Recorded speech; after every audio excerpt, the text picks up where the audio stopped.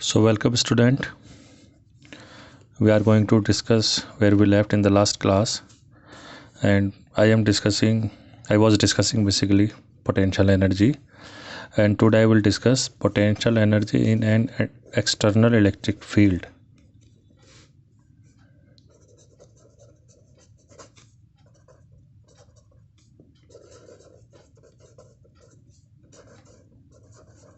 Okay so अभी तक मैंने ये डिस्कस किया था आपके साथ, जैसे कि आपको याद होगा कि जब भी किसी चार्ज को इन्फिनिटी या किसी फाइनाइट पोजीशन से उठा के लाया जाता है किसी जगह पर, तो उसके अगेंस्ट में कोई फोर्स नहीं होता है, तो उसकी जो पोटेंशियल एनर्जी होती है वो ज़ीरो होती है। मान लीजिए चार्ज Q1 है, आप उसको उठा के यहाँ ला के रख दें, तो आपकी जो पोटेंशियल एनर्जी होगी वो U1 होगी, क्योंकि आपका पोटेंशियल ज़ीरो होता है यहाँ पर।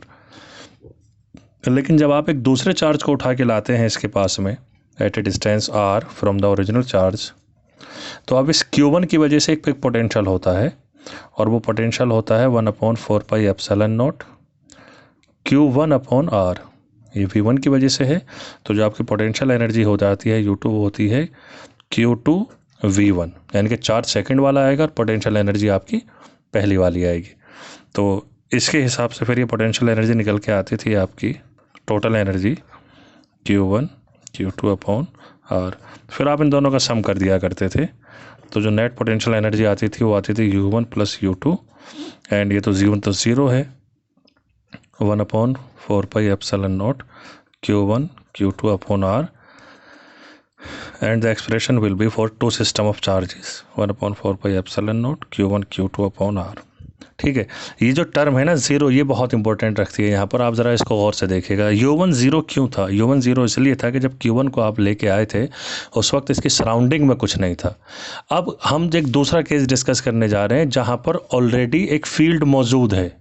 Q1 के आने से पहले यहाँ पर ऑलरेडी एक इलेक्ट्रिक फील्ड मौजूद है, इसलिए मैं कह रहा हूँ कि potential energy in an external electric field, और you can say in an electric field, external electric field.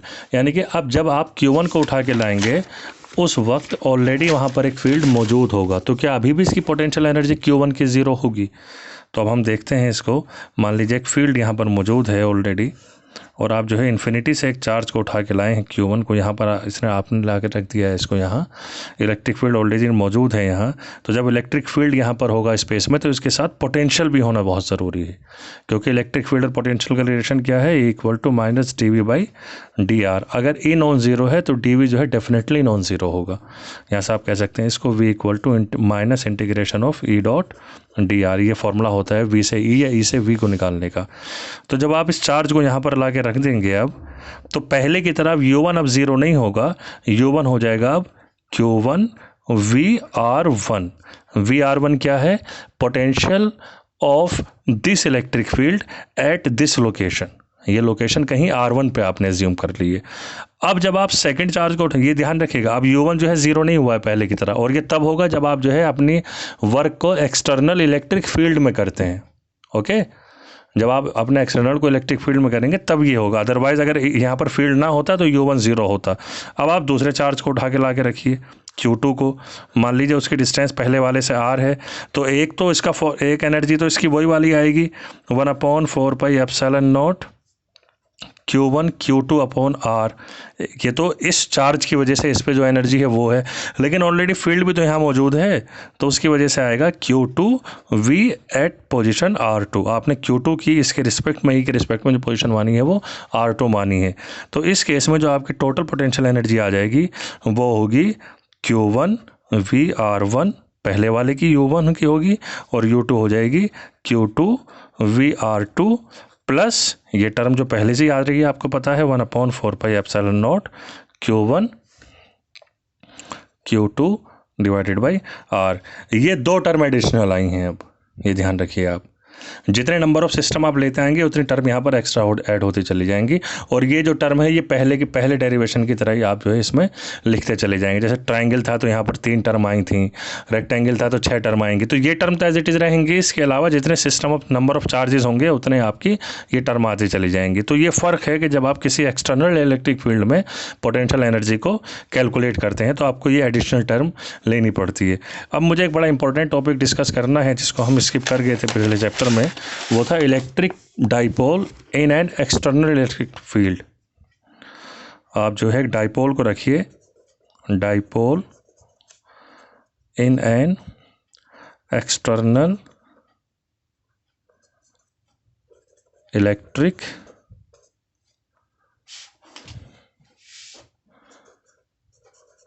Field. Okay, आपका डाइपोल है। डाइपोल होता क्या है वैसे? डाइपोल एक सिस्टम होता है, 2 चार्जेस का, एक प्लस क्यू होगा एक माइनस क्यू होगा, दोनों के बीच की कोई फाइनाइट डिस्टेंस होगी, मान लीजिए 2d या 2l मैं इसको अज्यूम कर लेता हूँ, और इसका डाइपोल मोमेंट कितना होता है? वो होता है ये दोनों में से किसी भी चार्ज का मैग्नीट्यूड साइन नहीं लेना, magnitude and the separation between them, इन दोनों के बीच का सेपरेशन जो है वो 2l है। इस डाइपोल का सेंटर जो होता है वो O होता है, और इस O से दोनों चार्जेस की जो डिस्टेंस होती है वो सेम होती है, तो आधी इधर हो जाएगी और आधी इधर हो जाएगी।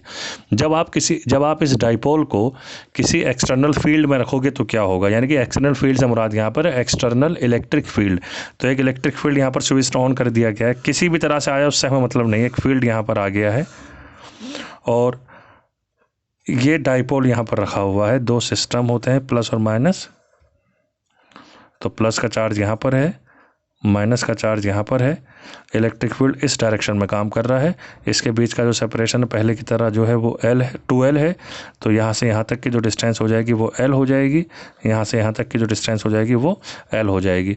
अब चूंकि ये एक्सटर्नल इलेक्ट्रिक फील्ड में रखा है तो आपको पता है पॉजिटिव चार्ज हमेशा इलेक्ट्रिक फील्ड की डायरेक्शन के साथ अलाइन होना चाहते हैं, तो इसका मतलब ये है कि ये चार्ज इधर जाना चाहेगा तो इस पर एक फोर्स लगेगा which is equal to Q/E। अब नेगेटिव चार्ज इलेक्ट्रिक फील्ड के हमेशा अपोजिट डायरेक्शन में जाना चाहते हैं, तो ये इसको यहाँ लेके जाना चाहेगा, यहाँ पर भी एक फोर्स लगेगा -Q/E, अपोजिट फोर्स है दोनों से। आपको पता है ना क्यों मैं ये कैसे लिख रहा हूँ, क्योंकि ई की जो डेफिनेशन पढ़ाई गई थी इलेक्ट्रिक फील्ड की वो था F/Q, तो क्रॉस मल्टीप्लाई से यहाँ से F = Q/E हो जाएगा। अब Q प्लस भी हो सकता है और Q माइनस भी हो सकता है। अगर Q प्लस होगा तो F की और E की डायरेक्शन सेम रहेगी, और अगर Q माइनस होगा तो F और E की डायरेक्शन जो है अपोजिट हो जाएगी, जैसे कि आप यहाँ पर देख सकते हैं। तो दोनों फोर्सेज हैं सेम, ये QE है ये भी QE है, लेकिन दोनों हैं अपोजिट डायरेक्शन में और दोनों हैं भी इक्वल। तो जब 2 इक्वल और अपोजिट फोर्सेस किसी सिस्टम में काम करते हैं तो वहाँ पर क्या बनता है, अगर आपको याद हो 11th क्लास से, फोर्स कपल बनाते हैं वो, और वो एक दूसरे को रोटेट करते हैं। जैसे जब आप अपनी साइकिल आप चलाते हैं तो साइकिल के दोनों पैडल्स पर आप फोर्स लगाते हैं लेकिन अपोजिट डायरेक्शन में, एक में ऊपर की तरफ लगा रहे होते हैं तो दूसरे में नीचे की तरफ लग रहा होता है उसी टाइम में, इसलिए वो ऐसे ऐसे रोटेट करने लगता है। तो जब डाइपोल पर भी 2 फोर्स लग रहे हैं, इक्वल और अपोजिट फोर्सेज जब लग रहे हैं, तो ये दोनों फोर्सेस भी इसको रोटेट करने की कोशिश करेंगे। हालांकि अगर आप इन दोनों फोर्सेस का सम लें तो वो 0 है, लेकिन चूंकि दोनों फोर्सेस अलग अलग पॉइंट पे लग रहे हैं तो ये एक दूसरे को रोटेट भी करेंगे। तो रोटेट करने का मतलब ये है कि यहाँ पर टॉर्क होगा। अब टॉर्क निकालने का फॉर्मूला क्या है? टॉर्क हमने 11th क्लास में आपको पढ़ाया था। टॉर्क को हम टाउ से डिनोट करते हैं, टाउ ये सिंबल होता है, टाउ इससे डिनोट करते हैं। उसका फॉर्मूला ये होता है, इसका क्या फॉर्मूला है? इसका ये होता है formula, force into perpendicular distance of force from the point of rotation, और you can say from the centre. अब यहाँ पर 2 फोर्स हैं तो दोनों की वजह से अलग अलग टॉर्क निकल के आएगा। पहला फोर्स क्या है आपका? ये है Q/E, और इस फोर्स की इसके पॉइंट ऑफ रोटेशन से परपेंडिकुलर डिस्टेंस ये वाली होगी। ये अगर ये एंगल थीटा है, ये लेंथ L है, तो this will be L sin theta, तो ये हो जाएगा Q/E into L sin theta, plus ये वाला जो फोर्स है इसकी परपेंडिकुलर डिस्टेंस ये निकल के आएगी इधर, ये सेंटर से ये O है ना, या ये कह लो आप, ये इसकी परपेंडिकुलर डिस्टेंस निकल के आएगी, तो अगेन इसका जो एंगल होगा वो थीटा होगा, और this distance will be again L sin theta. तो इसका जो फोर्स है -Q/E है, लेकिन फोर्स वेक्टर क्वांटिटी है तो आप साइन को नहीं लेंगे, तो आप इसका प्लस ही मानेंगे, और इसकी लेंथ है L sine theta. Perpendicular distance कैसे निकालने, बस ये चीज़ याद रखो, वरना फोर्स की मल्टीप्लाई कर देनी है सिर्फ डिस्टेंस के साथ। तो ये Q E L sine theta, Q E L sine theta दोनों सेम है, तो ये हो जाएगा 2 Q E L sine theta. अब आप इसको लिख लीजिए Q इंटू 2L इंटू ई साइन थीटा। तो Q इंटू 2L मैंने ऊपर बताया है, ये डाइपोल मोमेंट होता है, तो ये हो जाएगा PE sine theta. This is your torque. और अगर आपको याद हो तो हम इसको वेक्टर फॉर्म में कैसे लिखते हैं, ए बी साइन थीटा को लिखते हैं हम A क्रॉस B, तो ये हो जाएगा P cross E। Okay, this is your torque on a dipole when it is placed in an external electric field. अब जब ये रोटेट करेगा तो इसके पास कुछ एनर्जी भी होगी, जो कि रोटेशन में एनर्जी होती है, आपको बात पता है। जब भी कोई बॉडी रोटेट करती है तो उसकी पोटेंशियल एनर्जी कैलकुलेट कर सकते हैं आप, वर्क डन होता है कुछ ना कुछ। तो वो एनर्जी आप कैसे निकालेंगे, एनर्जी वैसे निकाली जाती है फोर्स इंटू डिस्प्लेसमेंट से। तो इसकी जो एनर्जी होगी वो हो जाएगी फोर्स इंटू डिस्प्लेसमेंट। ओके, अब रोटेशन में जो फोर्स का काम है वो टॉर्क करता है, और डिस्प्लेसमेंट का काम जो है वो एंगुलर डिस्प्लेसमेंट करता है। ये 11वीं क्लास के सारे नोटेशंस हैं। और डिस्प्लेसमेंट कहाँ से कहाँ तक है, मान लीजिए θ1 से θ2 तक है। टो की हम वैल्यू रख देंगे, अभी अभी हमने निकाली है PE sine theta D theta. तो ये कितना हो जाएगा, PE तो बाहर आ गया, लिमिट लगा दीजिए θ1 से θ2, PE बाहर आ गया, साइन थीटा का इंटीग्रेशन होता है plus cos theta, and it will be from θ1 to θ2। ये तो हो जाएगा ना। ओके, सो ये इसका इंटीग्रेशन हो गया, सॉरी कॉस साइन थीटा का इंटीग्रेशन माइनस में होता है, तो माइनस का साइन आप बाहर ले लीजिए, माइनस PE। अब अपर लिमिट लगाइए cos θ2 minus lower limit cos θ1। Okay, तो ये आपका एक्सप्रेशन हो गया for the potential energy of a dipole. अब एक जनरल केस ले लेते हैं, जनरल केस का स्पेशल केस ले लेते हैं, सॉरी। मान लीजिए आपका जो डाइपोल है शुरू में वो θ डिग्री पे रखा हुआ है, θ1 जो है वो थीटा है, ऐसे कोई भी एंगल हो सकते हैं, जैसे हमने अभी पिछले बार एक्सप्रेशन बनाया था ना, ये एक डाइपोल रखा हुआ था ऐसे इलेक्ट्रिक फील्ड के साथ θ डिग्री के एंगल पे।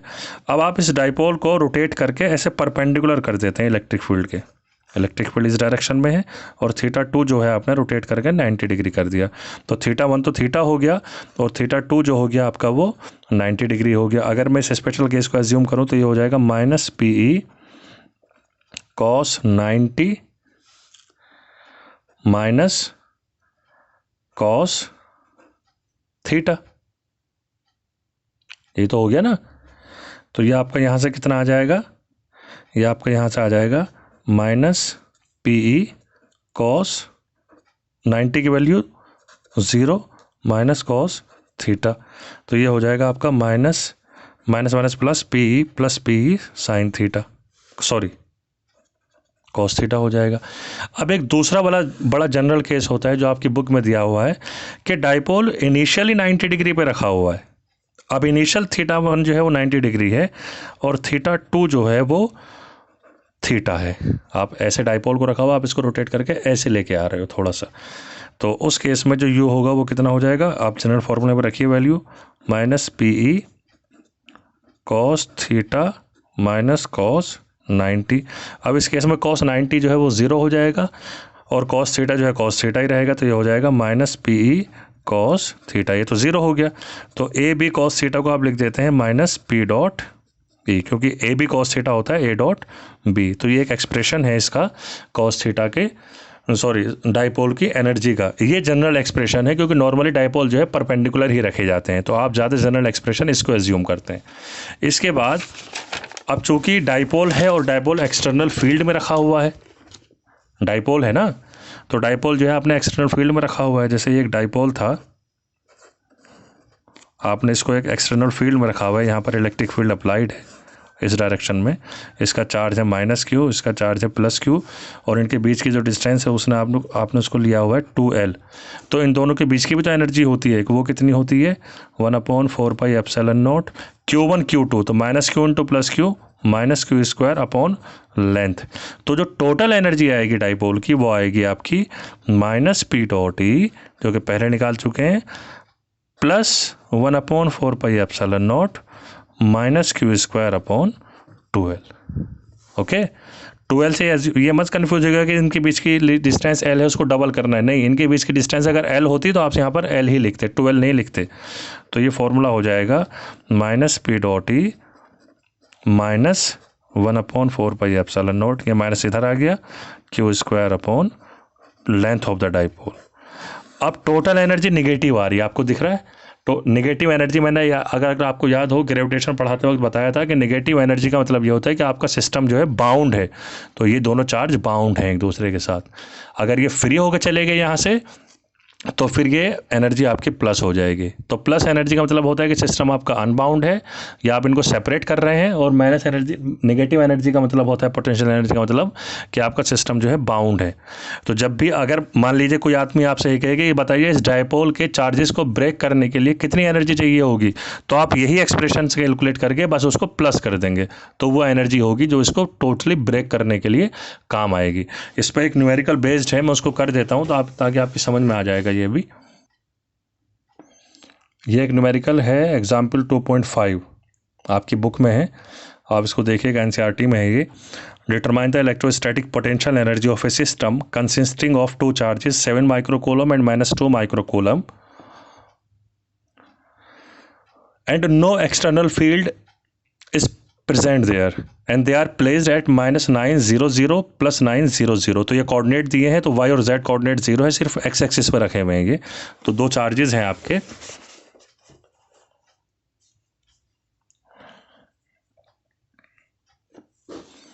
ये ओरिजिन आप मान लीजिए +900, तो यहाँ पर हो जाएगा 900 सेंटीमीटर में है, ये आपकी बुक में गिवन है। दूसरा वाला चार्ज रखा है -900 पे, तो पहला वाला जो चार्ज है वो है 7 माइक्रोकूलम, और दूसरा वाला जो चार्ज है वो है -2 माइक्रोकूलम। ओके, कह रहे हैं कि इनके बीच की आपको पोटेंशियल एनर्जी निकालनी है। तो ये Q1 हो गया, ये Q2 हो गया, ये ओरिजिन है। इनके बीच की डिस्टेंस कितनी होगी ज़रा बता सकता है कोई? इनके बीच का सेपरेशन क्या होगा? भाई 0 से 9, 9 तो ये हो गया, 0 से -9 ये हो गया, तो 9 ये और 9 ये, डिस्टेंस कितनी हो गई? 18 सेंटीमीटर। दोनों के बीच की जो डिस्टेंस है वो 18 सेंटीमीटर है। तो फॉर्मूला आप लगाइए पोटेंशियल एनर्जी का दो चार्जेस के लिए क्या होती है, फील्ड प्रेजेंट नहीं है, ये बुक में कह दी है ये बात। तो Q1 Q2 upon R 9 × 10⁻⁹, Q1 है 7 माइक्रोकूलम। Q1 आपका कितना है? 7 माइक्रोकूलम, मतलब 7 × 10⁻⁻6 कूलम। माइक्रो का मतलब 6 होता है। और Q2 कितना है आपका? वो है -2 माइक्रोकूलम, तो इसको आप लिखेंगे -2 × 10⁻⁻6 कूलम। तो ये हो जाएगा, Q1 की जगह लिखेंगे आप 7 × 10⁻⁻6 इंटू Q2 की जगह -2 × 10⁻⁻6 डिवाइडेड बाई डिस्टेंस है 18 × 10⁻⁻2, क्योंकि ये सेंटीमीटर में है तो मैंने उसको मीटर में कन्वर्ट कर लिया। ये सारी कैलकुलेशन करने के बाद जो टोटल एनर्जी आएगी वो आपकी आएगी, 9 2 18 हो गया, 2 से 2 कैंसिल हो गया, तो 7 बच गया बस ऊपर, पावर नीचे -2 यहाँ पर है तो ऊपर जाएगी, 11 इसको हो जाएगी पावर प्लस की, -6 12 पावर वो है, तो माइनस की एक पावर बचेगी, 7 × 10⁻⁻1। तो ये हो गया, सॉरी माइनस में आएगा ये है ना, ये यहाँ पर एक माइनस है तो माइनस सबको मल्टीप्लाई करके माइनस कर देगा। तो this energy is going to be -0.7 joule. Energy negative आई है, इसका मतलब ये है कि दोनों चार्जेस एक दूसरे के साथ बाउंड हैं, फ्री नहीं है, एक दूसरे को छोड़ के नहीं जा सकते।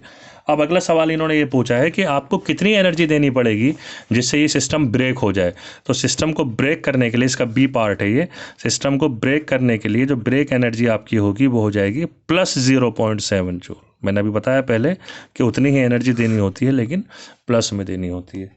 अब तीसरा सवाल ये है इसी में कि अगर पहले पार्ट में तो आपसे ये कहा गया था कि कोई फील्ड प्रेजेंट नहीं है, अब आपसे ये कहा जा रहा है कि अगर कोई फील्ड प्रेजेंट है, मान लीजिए यहाँ पर एक फील्ड प्रेजेंट है, यहाँ पर एक फील्ड प्रेजेंट है, ये एक इलेक्ट्रिक फील्ड लगा हुआ है यहाँ पर, और उस इलेक्ट्रिक फील्ड की वैल्यू है A/R²। और ए की जो वैल्यू है वो है आपकी 9 into 10⁵ coulomb per metre square, sorry centimetre मत पढ़ लेना इसको, कूलम पर मीटर स्क्वायर है ये। ओके, तो आप पूछ रहे हैं कि अब बताइए कितनी एनर्जी होगी। तो अब आपका जो डेरिवेशन है वो चेंज होगा। आपको याद है दो चार्जेस के लिए मैंने क्या बताया था, Q1 VR1 plus Q2 VR2 plus 1/4πε0 Q1 Q2 upon R। R है दोनों के बीच का सेपरेशन, R1 है location of first charge, R2 है लोकेशन ऑफ सेकंड चार्ज, और V है वो E से निकल के आएगा। अब V से E कैसे निकलेगा, फॉर्मूला मैंने पीछे बताया अभी आपको, माइनस E.dr। तो माइनस E की जगह आप रखिए A/r² dr। ए तो कांस्टेंट है, ये गिवन है, तो ये हो जाएगा माइनस ए तो बाहर आ गया 1/r² dr। तो ये कितना हो जाएगा बेटा, माइनस ए 1/r² का इंटीग्रेशन होगा -1/r, तो ये हो जाएगा माइनस माइनस प्लस A/r हो जाएगा। तो पोटेंशियल कितना आ गया आपका, A/r आ गया। अब V1 कितना हो जाएगा जी, V1 हो जाएगा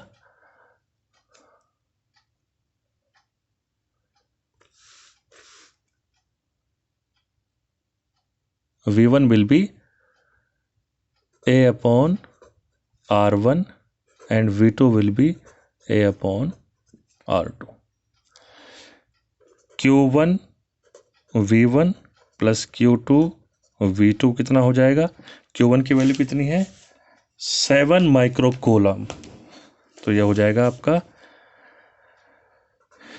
A/, और Q1 की डिस्टेंस क्या है, ओरिजिन से लेफ्ट में रखा है 9 सेंटीमीटर पे, तो हो जाएगा 9 इंटू 10⁻⁻², और Q1 की वैल्यू आप रखेंगे 7 माइक्रो कूलम, प्लस Q2 की वैल्यू है माइनस में -2 इंटू 10⁻⁻6, -2 माइक्रो कूलम है, A/r2 वो भी राइट हैंड साइड में रखा है 9 सेंटीमीटर पे ही, तो इसकी वैल्यू भी हो जाएगी 9 इंटू 10⁻⁻2।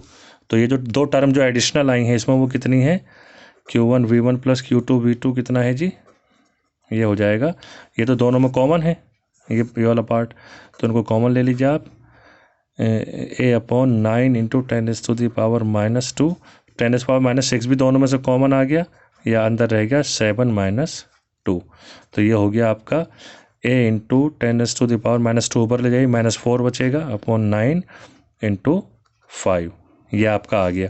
ए की वैल्यू रख लीजिए, अब ए की वैल्यू आई थी आपकी, आई क्या थी, गिवन है 9 इंटू 10⁻5, तो 9 into 10⁻5 into 10⁻⁻4 into 5 divided by 9, 9 से 9 कैंसिल हो गया, ये आ गया आपका 50 joule.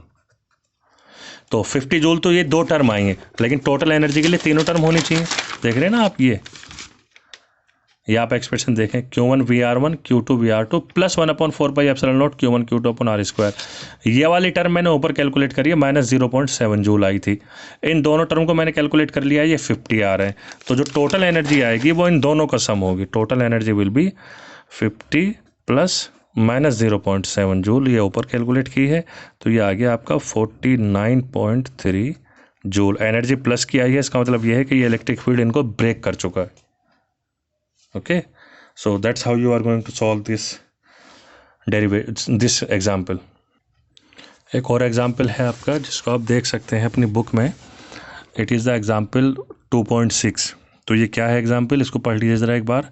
A molecule of a substance has a permanent electric dipole moment of magnitude 10⁻⁻29 coulomb metre. तो जो दिया है पहले वो लिख लीजिए, तो डाइपोल मोमेंट है वो है 10⁻⁻29 कूलम मीटर, एक मॉलिक्यूल का ये डाइपोल मोमेंट है। अब इन्होंने आगे क्या कहा, आगे क्या क्या वो पढ़ लीजिए। अ मोल ऑफ दिस सब्सटेंस, एक मॉलिक्यूल नहीं लिया गया, एक मोल लिया गया है। तो याद रखिएगा एक मोल में कितने नंबर ऑफ मॉलिक्यूल होते हैं, वो एवोगैड्रो नंबर के इक्वल होते हैं, तो वो हम उससे कैलकुलेट करेंगे। तो a mole of this substance is polarised at low temperature by applying a strong electrostatic force of magnitude 10⁻⁻ volt per metre. एक इलेक्ट्रिक फील्ड यहाँ पर अप्लाइड है 10⁻⁻ 6 वोल्ट पर मीटर, ये हमने वैल्यू लिख ली है यहाँ पर। इसके बाद क्या है, the direction of the field is suddenly changed by an angle of 60 degree. तो मान लीजिए शुरू में ये डायरेक्शन में था, तो शुरू में एंगल थीटा था, फाइनली आपने इसको चेंज कर दिया 60 डिग्री से, तो थीटा 2 जो है वो आपका 60 डिग्री हो गया। थीटा 1 नहीं दिया तो आप उसको 0 मानोगे। Estimate the heat released by the substance in aligning its dipole along the new direction of the field. For simplicity assume 100% polarisation of the sample, यानी कि कोई हीट लॉस्ट नहीं हुई है, ये आपको अज्यूम कर लेना 100% पोलराइज हो गए मॉलिक्यूल। हालांकि ऐसा होता नहीं है रियल लाइफ में, लेकिन you are going to assume it here. So अब फॉर्मूला तो बड़ा सिंपल है, फॉर्मूला है minus PE cos theta 2 minus cos theta 1। ये हम पढ़ा चुके हैं अभी पहले आपको फॉर्मूला। E भी गिवन है, थीटा 2 भी गिवन है, थीटा 1 भी गिवन है। P जो है ये एक मॉलिक्यूल का गिवन है, लेकिन आपको लेना है 1 मोल। तो 1 मोल में कितने नंबर ऑफ मॉलिक्यूल होते हैं, एवोगैड्रो नंबर के इक्वल। और ये कितना होता है, तकरीबन 6 × 10⁻23। ये तो होता है 6.023 होता है, तो मैं इसको राउंड ऑफ करके 6 ले रहा हूँ। तो इतने नंबर ऑफ मॉलिक्यूल हैं एक मोल में, और एक मॉलिक्यूल का कितना डाइपोल मोमेंट है वो इतना है। तो नेट डाइपोल मोमेंट जो आ जाएगा वो आपका आ जाएगा, एक वाले को इससे मल्टीप्लाई कर दो 6 × 10⁻23। तो आपका जो टोटल डाइपोल मोमेंट आ गया वो आ गया 6 × 10⁻⁻6 कूलम मीटर। अब आपको ये यूज़ करना है यहाँ पर पोटेंशियल एनर्जी के फॉर्मूले में, क्योंकि आपको सारे मॉलिक्यूल की एनर्जी निकालनी है ना। तो U इक्वल टू हो गया माइनस P नेट रख दीजिए वहाँ पर 6 × 10⁻⁻6। E की वैल्यू रख दीजिए 10⁻6। Cos theta 2 is cos 60, cos theta 1 is cos 0। तो ये हो गया -6 + 6, पावर तो कैंसिल हो गई, -6 बाहर बचा बस। कॉस 60 की वैल्यू 1/2, कॉस 0 की वैल्यू 1। तो -6 × 1/2 - 1 इज -1/2, हाफ बच गया माइनस का। तो it is going to be 3 joule. This will be the heat released in this process. So I think this is all about potential energy, and in the next lecture we will going to discuss a new topic, which will be conductors and the polarizations. Thank you.